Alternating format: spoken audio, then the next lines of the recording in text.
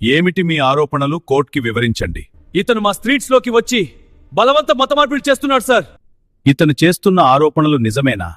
మీరు బలవంతముగా మతమార్పిడి చేశారా? నన్ను మనస్ఫూర్తిగా ఆరాధించేవాళ్లే నాకు కావాలి. నాపై ఇష్టం లేకుండా నన్ను ఆరాధించేవాళ్లు నాకు అవసరం లేదు అని బైబిల్లో స్పష్టంగా రాసి ఉంది. అలాంటప్పుడు బలవంతంగా ఎలా మారుస్తాం?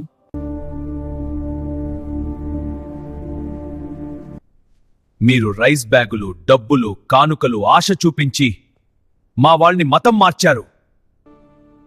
నేను బీదలకు సహాయం చేయాలని చెప్పాను కాబట్టే వాళ్ళు చేస్తున్నారు, మతం మార్చాలని కాదు. వాళ్ళు మతం మారేది మీరిచ్చే వాటికి ఆశపడే. నా సేవకులిచ్చే ఆహార పదార్థాల కోసం మతం మారకండి. నేనిచ్చే నిత్య జీవం కావాలనుకుంటే మాత్రమే నా దగ్గరకు రండి.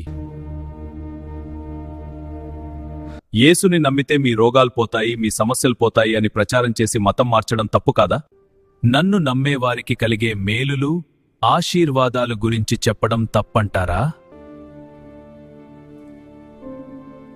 ఒక సబ్బు తయారీ కంపెనీ ఆ సబ్బు వాడడం వల్ల కలిగే లాభాల గురించి ప్రచారం చేయడం తప్పు కానప్పుడు, నన్ను నమ్మడం వల్ల కలిగే లాభాల గురించి చెప్పడం కూడా తప్పు కాదు.